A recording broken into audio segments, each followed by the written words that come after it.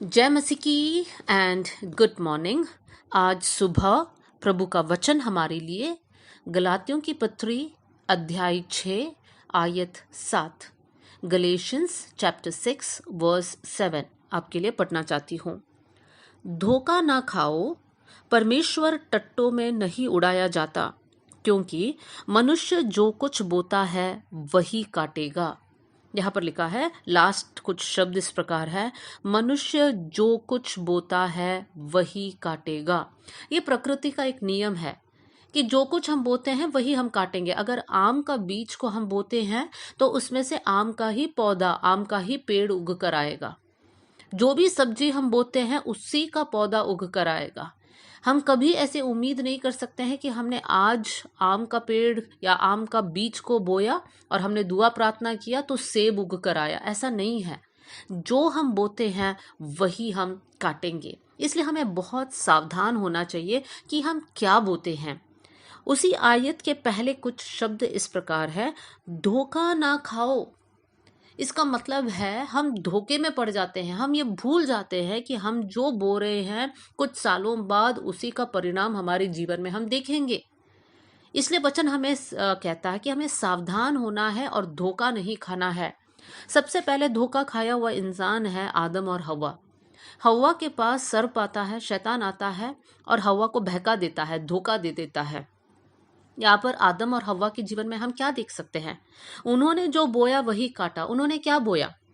उन्होंने डिसओबीडियंस को बोया, आज्ञा का उल्लंघन किया। वो था उनका बीज। और उसका फल क्या निकला? वो लोग प्रभु की उपस्थिति से, प्रभु की संगति से दूर हो गए। एक दो उदाहरण और आपके सामने मैं रखना चाहती हूँ। अब्राहम के जीवन को अगर हम देखते हैं, अब्राहम ने आज्ञा माना। देखिए, जो बीज उसने बोया वो था आज्ञा मानना। और उसने कौन सा फल को काटा?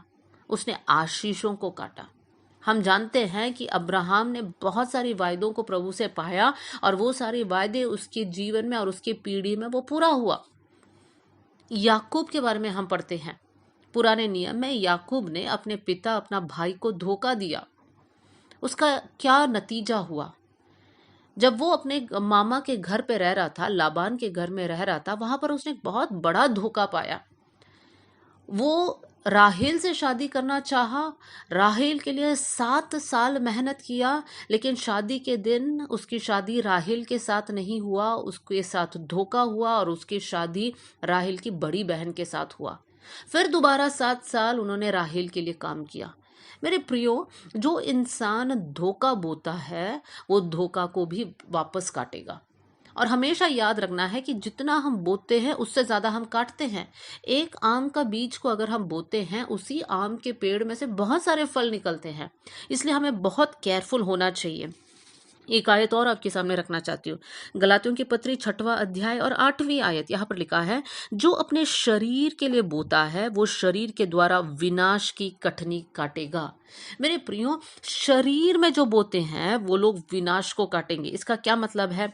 पहला कोरिन्थियों 6वां अध्याय और 9वीं आयत, 1 कोरिन्थियंस चैप्टर 6 वर्स 9। यहाँ पर उसके बीच में से मैं पढ़ रही हूँ, धोखा ना खाओ, ना वेश्यागामी, ना मूर्ति पूजक, ना परस्त्रीगामी, ना लुच्चे, ना पुरुषगामी, ना चोर, ना लोभी, ना पियकड़, ना गाली देने वाले, ना अंधेर करने वाले परमेश्वर के राज्य के वारिस होंगे। बहुत से वक्त मसीही लोग भी ये सारे काम कर लेते हैं।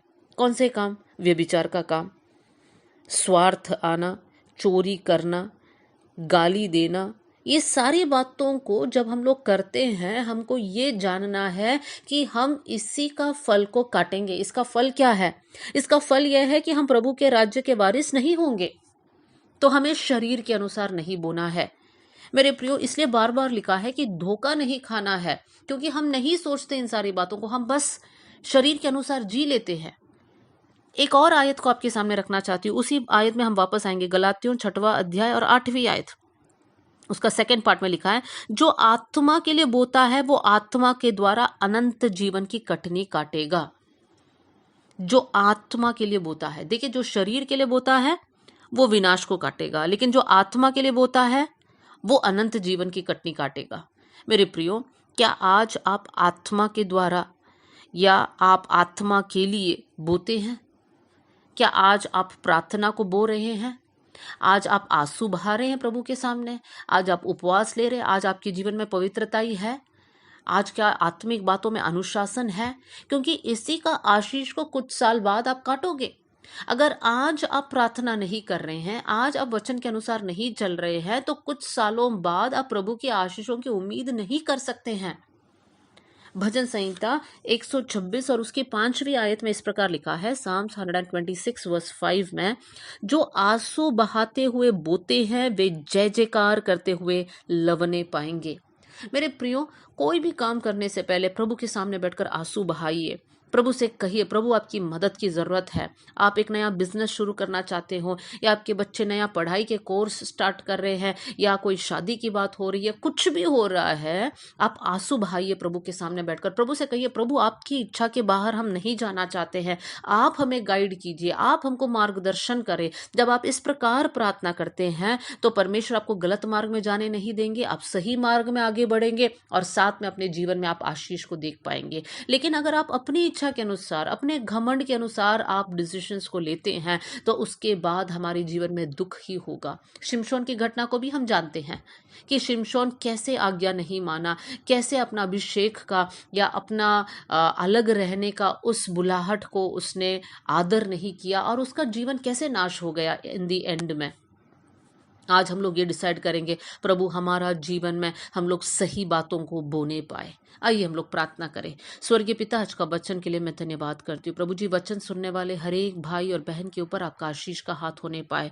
प्रभु, आपका वचन हमें सिखाता है कि जो हम बोते हैं वही हम काटेंगे। प्रभु, हमारी आत्मिक जीवन में प्रभु जी हम सही बातों को बोने पाए, हमारी शारीरिक जीवन में हम सही बातों को बोने पाए। प्रभु, हमारे जीवन से प्रभु हर एक शारीरिक पाप को आप निकाल दीजिए। प्रभु जी, लॉर्ड, जितनी भी बातें हम लोग ने पहला कोरिन्थियों की आयतों में पढ़ा, प्रभु जी वो सारी बातें हमारे जीवन से निकाल दीजिए। प्रभु जी, हम आपके स्वर्ग राज्य के वारिस बनना चाहते हैं। परमेश्वर पिता, हमारे अंदर से सारी गंदी बातें निकल जाए। प्रभु जी, सही बातों को बोकर प्रभु जी आत्मिक बातों में आगे बढ़े कर हम प्रार्थना करते हैं। प्रभु जी, आपने हमारी प्रार्थना सुन लिया, इसलिए धन्यवाद। आदर और महिमा आपको देते हुए यीशु के नाम से हम मांगते हैं, amen. God bless you all. जय मसीह की।